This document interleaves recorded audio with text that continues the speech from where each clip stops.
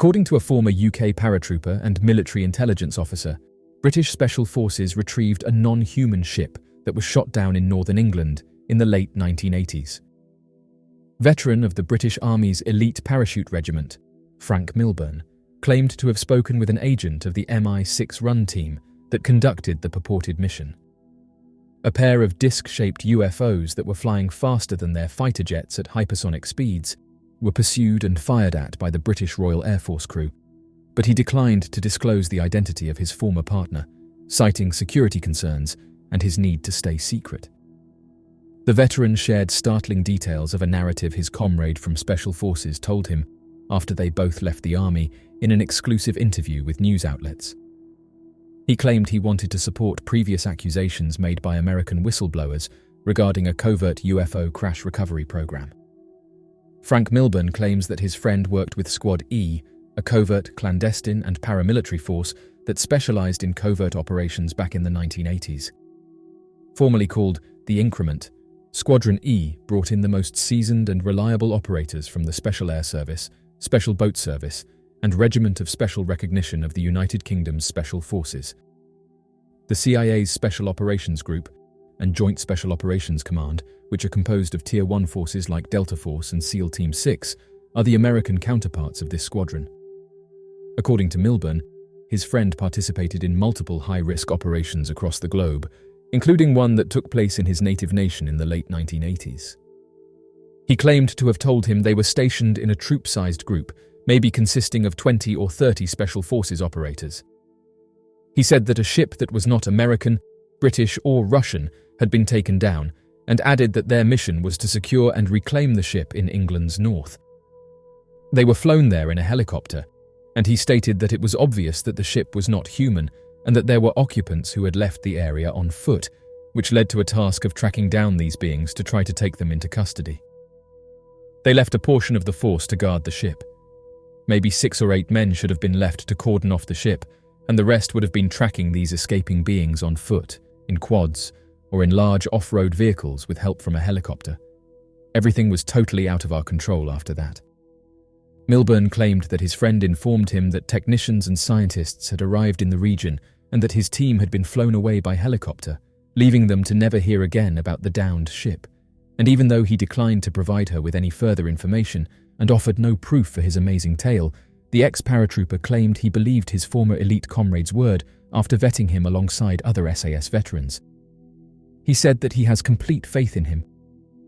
After leaving the military, he spoke with the person and said that this individual is a very good skydiver. He talked to paratroopers and his former SAS colleagues, and they were discussing a man who courageously engaged in some of the most difficult combat during the Falklands campaign. He made the observation that this is not the kind of person who talks nonsense or jokes. Up until the late 1990s, Milburn was employed by the US Army Special Forces and the US State Department's Office of Diplomatic Security as a contractor in the Middle East. The mysterious Mike Foss encounter. One cold November evening in the mid-1970s, 27-year-old Mike Foss saw a mysterious shimmering object while driving home to rural South Dakota. By the time he got home, the object was hovering near the property, which added to the strangeness of the situation. The Foss family was left absolutely perplexed by the 3 further sightings that transpired over the course of several weeks, beginning with the strange sighting of Mike and his parents. After the encounters, UFO investigators looked into the case, but despite their best efforts, no plausible explanation could be found, and what they actually saw is still a complete mystery. Following his recent divorce, Foss was residing at his parents' house on a farm they owned around 7 miles south of Milbank, South Dakota, at the time of the encounter. Furthermore, despite having a natural aptitude for architecture, Foss was forced to work as a significantly less strenuous part-time switchboard operator for the Milbank Police Department due to a severe physical problem. Nevertheless, he was eventually seen as a reliable witness, possibly as a result of his employment. Especially considering that his father, Norman Foss, was also a South Dakota highway patrolman for nearly 20 years. On November 27, 1976, at around 6:30 in the evening, Mike Foss left for home after stopping by a Milbank auto body shop. The clear night had helped to bring the temperature down to almost zero, even though it was still early evening. He saw what he later described as a mysterious light without a source, an extraordinarily bright, blazing orange light above him on his right side while driving on Highway 77. For the next few minutes, he continued to focus on the light object, and finally he turned into a gravelled country road that led to his parents' farmhouse. He noticed the mysterious object seemed to be hovering over a field at the side of the road as soon as he turned onto this one, and at this point he stopped the car so he could have a better look, even though he was still inside and the engine was still running.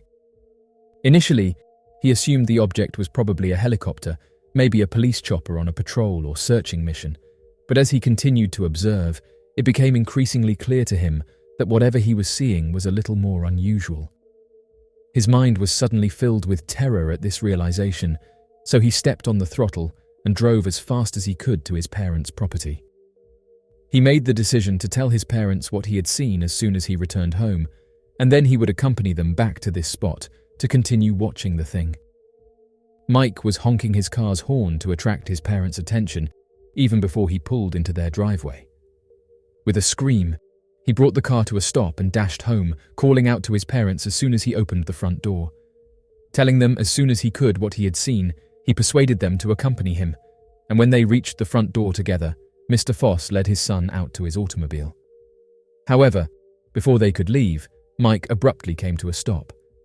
The thing that Mike had noticed on the desolate road moments before was there, both in front of them and above them, estimating that it was 100 feet ahead of them.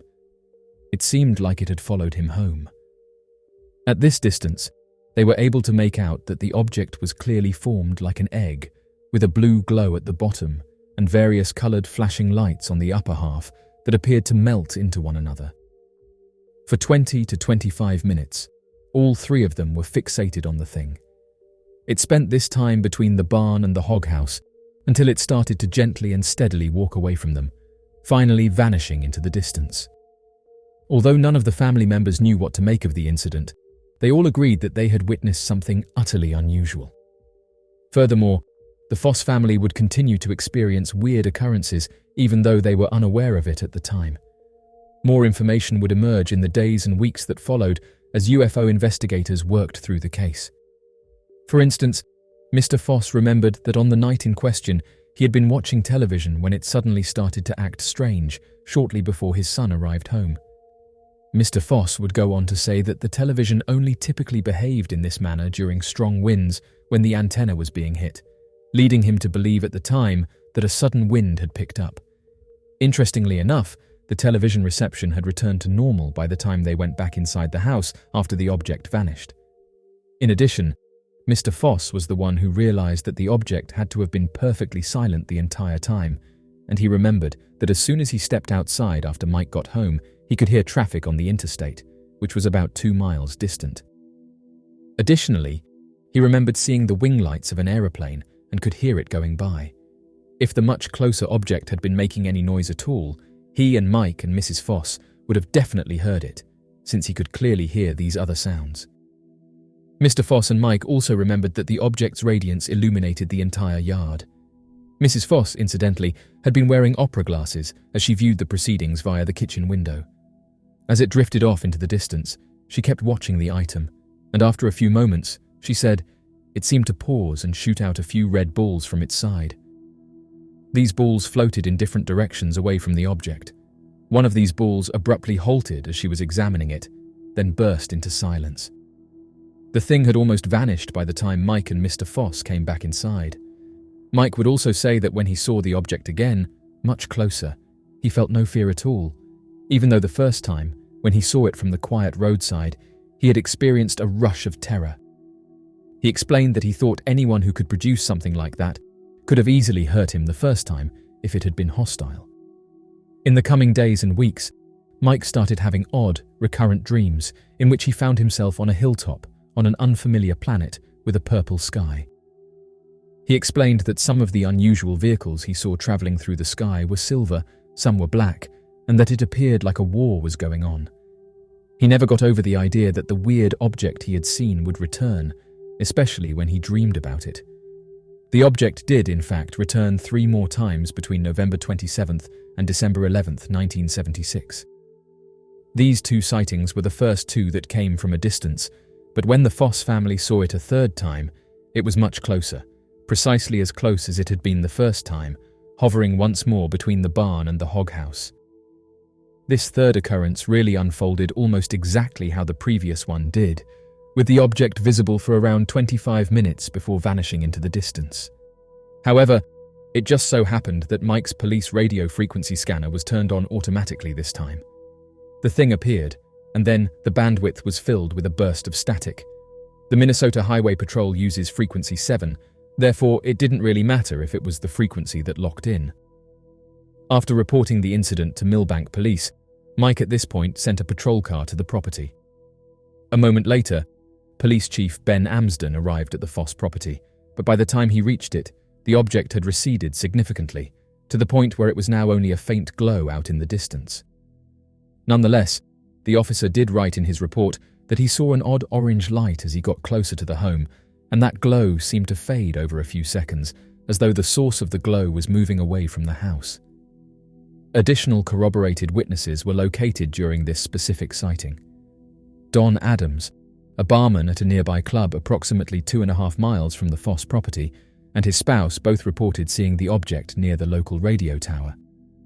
Nevertheless, the potential that the reports were really wildly inflated observations of Venus was taken into consideration by the investigators. After all, at this time the planet was highly conspicuous in the southwest sky. Mike responded with certainty that they had already noticed Venus, stating that it was not what they saw, and added that there was a big difference between the aircraft they witnessed and Venus. In light of the radio interference, investigators also looked for any unusually high radiation levels near the hog house, barn, and other areas of the property.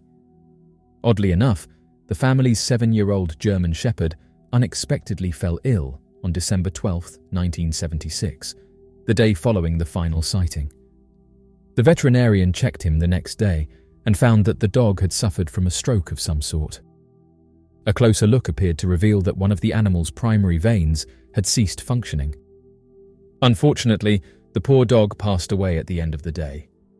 Whatever the Foss family saw over the course of many weeks in the latter part of 1976 is still a mystery. It's also unclear if Foss or his family had any more unusual experiences in the years that followed, possibly ones that were not documented. It is certain that they witnessed something unusual during those 4 nights in the autumn of 1976, especially since Officer Amsden and Don Adams, along with his spouse, also reported seeing what seemed to be the identical object during the final sighting. It has caused UFO researchers to wonder if the Foss family's 4 separate sightings of what appeared to be the same UFO, twice in close proximity in the exact same location on the property, were just a coincidence, or if there was another, possibly strange explanation for the strange craft's appearance.